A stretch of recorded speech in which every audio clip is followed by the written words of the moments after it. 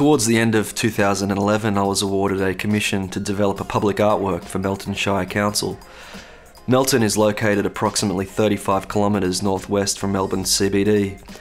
There's quite a lot of residential development happening in this western region, and Taylors Hill, the suburb where the artwork is going to be located, is actually a new suburb. From a demographics point of view, Melton Shire boasts a proportionately youthful population, mostly being young families, which is quite fitting because the artwork has been designed specifically for a new youth facility. The youth facility is more than just a building where kids can come and hang out. It's actually like a regional recreation precinct comprising sports fields, cricket nets, playground, and a really cool skate park.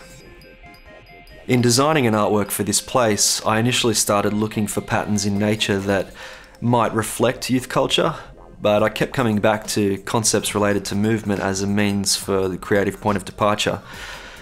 Being interested in skate culture myself, I began looking at skateboard and BMX components that move and isolating these components from their broader assembly as a means of conceptually saying that the youth are an important part in our communities.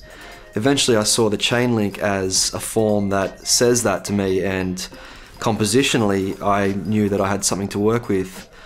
Knowing also that the western suburbs of Melbourne are fairly well connected through a network of cycleways, and that the youth facility is a hub essentially for people of all ages to meet and connect face to face, one-on-one, rather than being remotely connected through social media and the like. That's when the sort of use of the chain link form for me really started to crystallise. Once I had the composition right, it was then a matter of getting the scale and some of the detailing right. I think one of the traps a lot of designers fall into when designing for the public realm is probably not completely understanding scale and proportion as it relates to a particular location. On citing the link, for me, the important things were that the artwork didn't overpower the architecture, but it was still bold enough to cut through in such an active and vibrant precinct. Being a highly active precinct meant that the sculpture had to potentially withstand some punishment. So working with the steel fabricators at Rock Martin Industries, we had a look at a couple of options for finishes that would ensure the steel work could be easily maintained in the future. Then it was a matter of getting the colours right.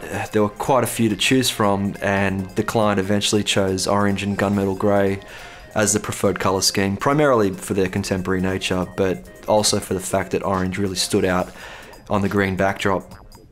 In terms of detailing, I wanted to stay true to the mechanics of the chain link as a movable part.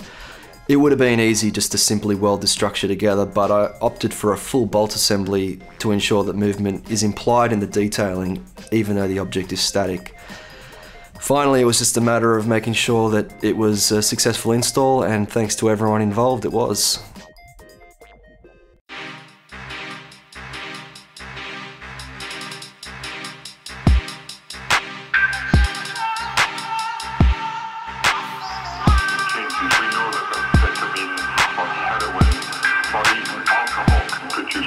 Thank you.